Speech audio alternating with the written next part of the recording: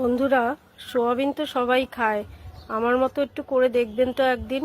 যেরকম ভাবে মাংস ম্যারিনেট করেন সেরকম ভাবে সোয়াবিনটাও করবেন। এই দেখুন, আমি এখানে একটু গন্ধরাজ লেবুর রস দিয়ে দিলাম। এটাকে কিছুক্ষণ মাখিয়ে রেখে দেবো,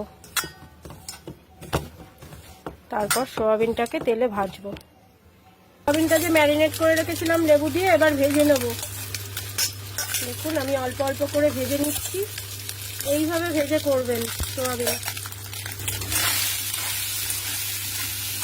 লাল লাল করে ভেজে নিয়েছি সোয়াবিনটা। দেখুন, এবার আমি মশলায় কষাবো।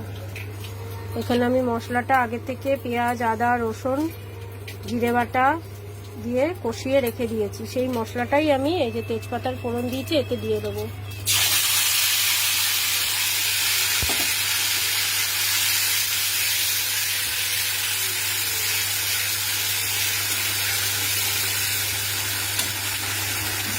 আগে থেকে আমি আলু ভেজে রেখেছিলাম সোয়াবিনের জন্য।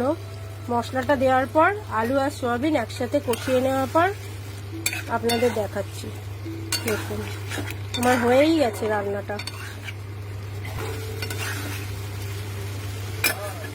সোয়াবিনের ফাইনাল লুকটা দেখুন, কত সুন্দর হয়েছে।